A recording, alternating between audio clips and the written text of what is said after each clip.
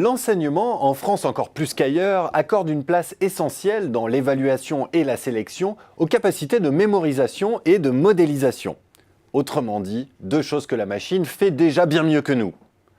Ce constat en dit long sur l'urgence à rebâtir notre système éducatif face au contexte actuel d'envahissement technologique.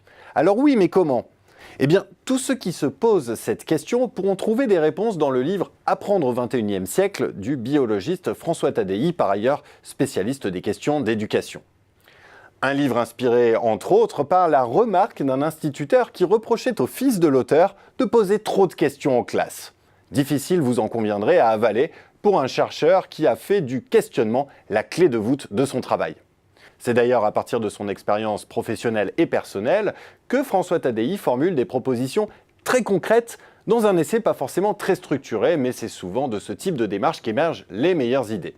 Alors citons en vrac. Déjà, réhabiliter le questionnement, qui sous-tend l'ensemble de l'édifice à rebâtir, le développement de l'empathie, puisque nous avons encore quelques années devant nous avant que la machine nous rattrape sur ce point, le développement du mentoring, ou encore, de manière encore plus concrète, en finir avec l'année scolaire de septembre à juin. En effet, pourquoi ne pas laisser quelques mois de plus à ceux qui ne parviendraient pas à assimiler l'ensemble du programme sur cette période fixée ? Une reconstruction de l'enseignement passerait aussi par un soin tout particulier à la petite enfance, là où tout se joue. C'est pourquoi il s'agirait par exemple d'autoriser la sieste chez les tout-petits à l'école, ce n'est aujourd'hui plus possible à partir de la moyenne section, pour favoriser leur assimilation de compétences, car la recherche a prouvé depuis longtemps que mieux reposé, on apprend tout simplement mieux.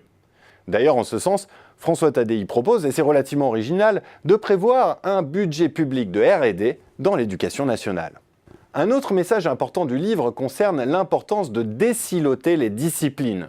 Pour nous expliquer la pertinence de cette transdisciplinarité, un mot à la mode, François Tadei reprend une image toute simple qui lui est chère, tirée d'un vieux conte indien. Dans celui-ci, 7 aveugles se demandent à quoi ressemble un éléphant. En touchant chacun une partie du corps d'un spécimen, ils parviennent, ensemble, à reconstituer l'ensemble. Donc, transdisciplinarité, puisque chacun détient une part de vérité, mais aussi intelligence collective, puisque ce n'est qu'ensemble que les 7 aveugles parviennent à se rendre compte de la réalité. Alors, reste maintenant à mettre toutes ces propositions en musique au sein, suggère-t-il, d'un grand service public de l'apprendre qui ne doit en rien être un système inspiré de l'éducation nationale. Et connaissant les capacités de résistance du système actuel, Tadei en sait d'ailleurs quelque chose, eh bien c'est probablement et malheureusement là sa proposition la plus utopique.